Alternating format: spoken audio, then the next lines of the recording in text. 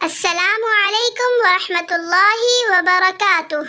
Hello friends, welcome to the Homely Baking course by the Homely Courses channel.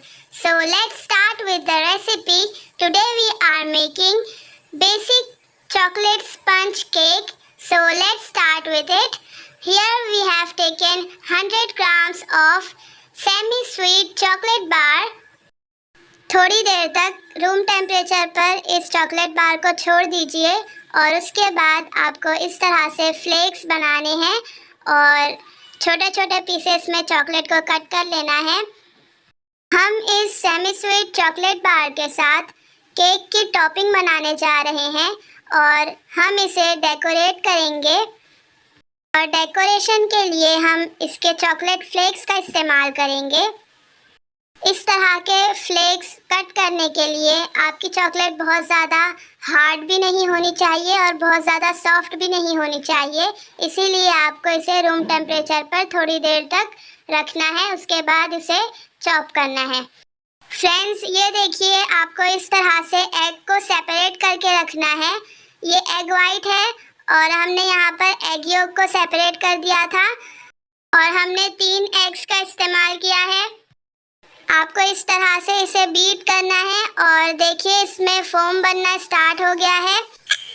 Friends, आपके लिए आज का episode special होने वाला है क्योंकि बहुत से अफराद ऐसे हैं जिनके स्पंज केक या चॉकलेट स्पंज केक परफेक्ट नहीं बन पाते और बहुत सी दुश्वारियां पेश आती हैं, तो हमने सोचा कि आपके साथ एक बेसिक परफेक्ट स्पंज केक की रेसिपी शेयर करते हैं ताकि आप सबको आसानी हो जाए केक बनाने में।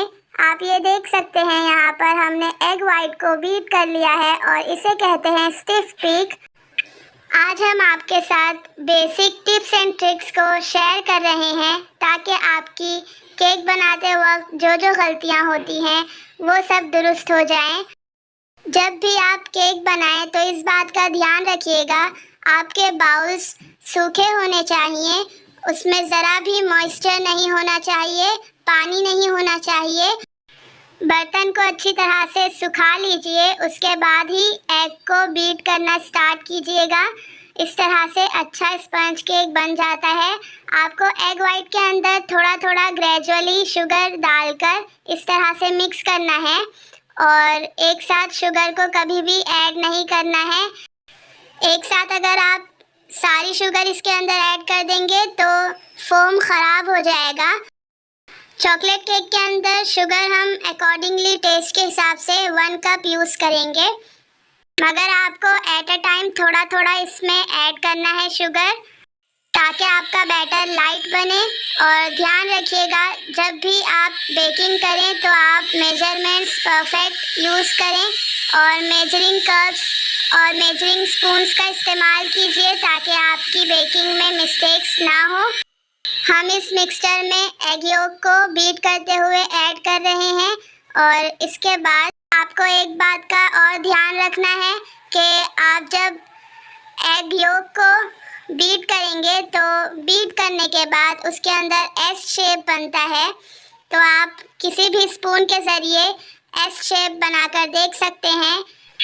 जैसे कि हमने थोड़ी ही देर पहले एरो की मदद से आपके सामने इसे एक्सप्रेस करने की कोशिश की थी, इसी तरह ध्यान में रखिएगा, एग वाइट में स्टिफ पीक्स बननी चाहिए और एग योक में एस का निशान बनना चाहिए जब आप बीट करेंगे। तो यहाँ पर हम ग्रेजुअली इसके अंदर ऑल पर्पस फ्लावर यानी कि मैदे का आटा ऐड कर रहे हैं।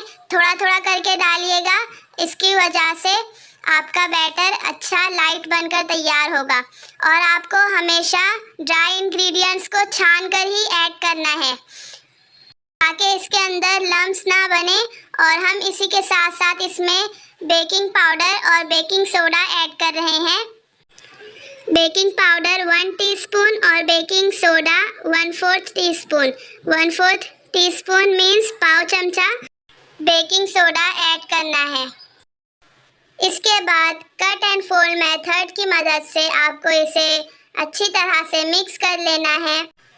एक ही डायरेक्शन में आपको स्पैचुला मूव करना है जब भी आप केक बना रहे हों। और अब हम इसके अंदर ऐड कर रहे हैं कोको पाउडर। कप है। अच्छी तरह से इसे सीव कर लेना है।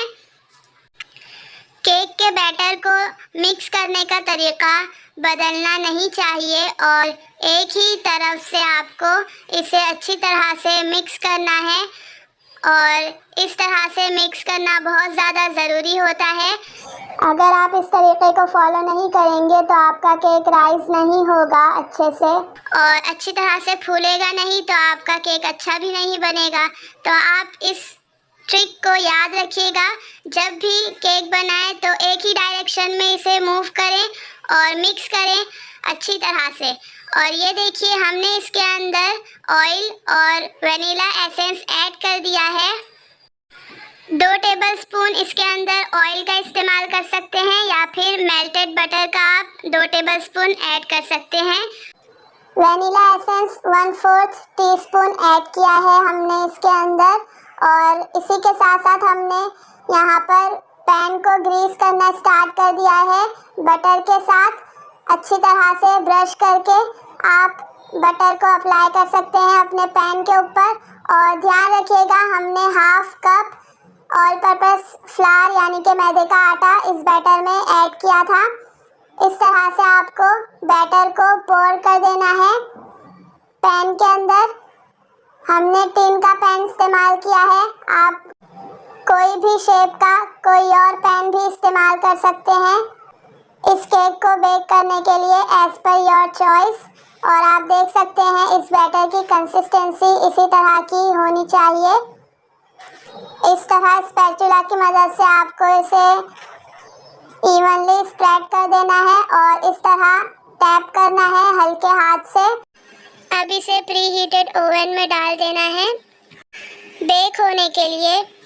और अब मिल्क गनाश बनाने के लिए डबल बॉयलर का इस्तेमाल करेंगे। और यहाँ पर हमने लिया है 100 ग्राम सेमी स्वीट चॉकलेट बार, जो कि हमने चॉप कर लिया है। ये तकरीबन 1/2 कप होगा कप के मेजरमेंट से। और यहाँ पर हम बटर ऐड कर रहे हैं, रूम टेम्परेचर बटर है ये, और ये 2 टेबलस्पून है। इसके अंदर हम मेल्ट होने के बाद मिल्क ऐड करेंगे ताकि मिल्क गनाश बन जाए।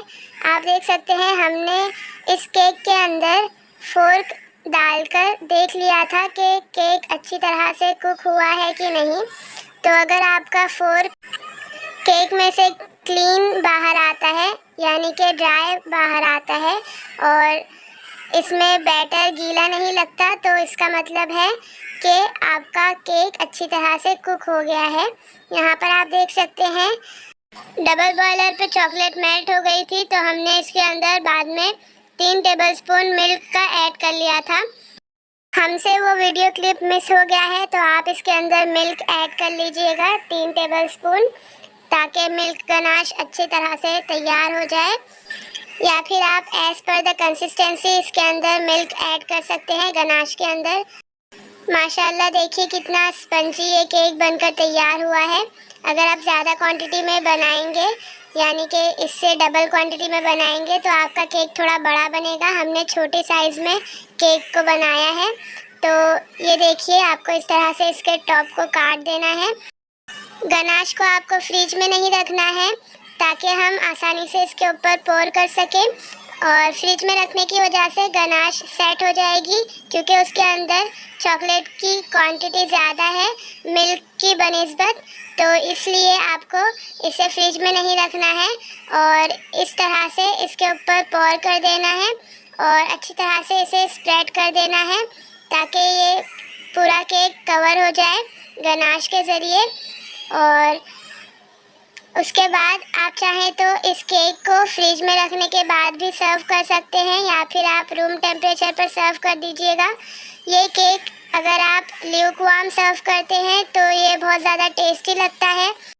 अगर आप ठंडा केक खाना पसंद करते हैं तो रूम टेम्परेचर पर जब केक आ जाए तो उसके ऊपर आपको शुगर सिरप अप्लाई करना है ताकि आपका केक मॉइस्ट हो जाए, क्योंकि फ्रिज में रखने के बाद केक हार्ड बन जाता है थोड़ा सा। इसलिए आपको इसे अवॉइड करने के लिए इसके अंदर शुगर सिरप ऐड करना है और उसके बाद उसके ऊपर गनाश ऐड करके आप इसे फ्रिज में रख सकते हैं। अगर आप इस केक के अंदर शुगर सिरप का भी इस्तेमाल करना चाहते हैं तो आपको इस केक के अंदर शुगर की क्वांटिटी को एडजस्ट करना पड़ेगा वाइल बेकिंग। केक के बैटर के अंदर अगर आप हाफ कप शुगर डालेंगे तो फिर केक बैलेंस हो जाएगा शुगर सिरप के साथ।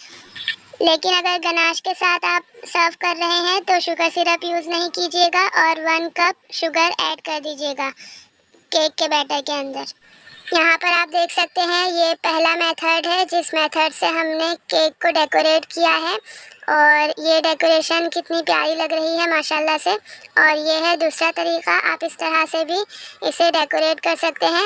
एक बात का ध्यान रखना है, जब आप फ्लेक्स को कट करेंगे तो उसके बाद आपको इसे फ्रिज में रख देना है ताकि ये मेल्ट ना हो और इसका शेप बरकरार रहे, ताकि आप डेकोरेशन के टाइम पर इसे इसके ऊपर आसानी के साथ ऐड कर सकें।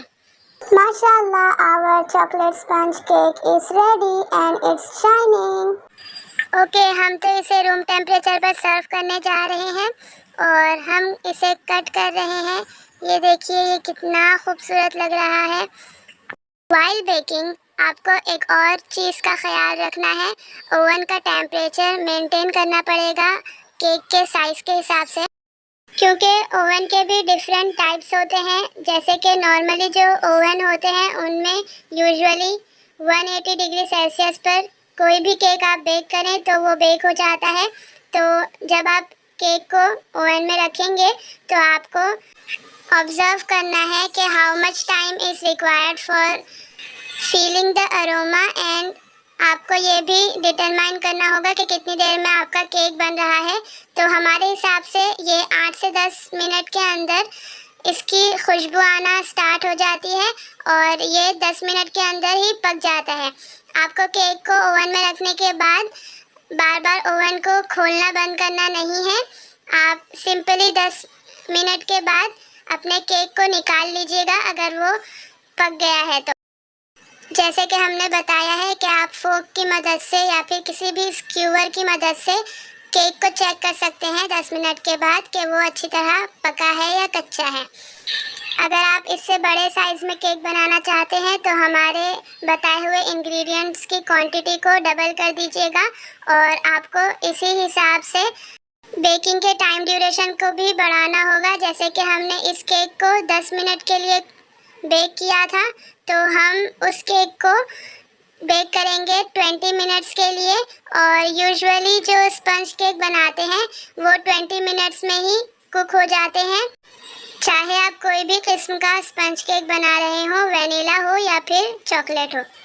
एक बार ओवन में केक रखने के बाद आपको बार बार ओवन को इसलिए खोल के नहीं देखना है क्योंकि अगर आप बार बार खोल के देखेंगे तो आपका केक राइज नहीं होगा और फ्लफी भी नहीं बनेगा और केक कोलैप्स हो जाएगा। ओके फ्रेंड्स, आपको ये एपिसोड कैसा लगा हमें कमेंट बॉक्स में ज़रूर बताइएगा और इस रेसिपी को अपनी फैमिली और फ्रेंड्स में ज़रूर शेयर कीजिएगा। हमारे चैनल को सब्सक्राइब कीजिएगा। हम आपको इसी तरह की नेक्स्ट एपिसोड्स में फिर मिलेंगे। तब तक के लिए अल्लाह हाफिज़ and good bye. Thanks for watching.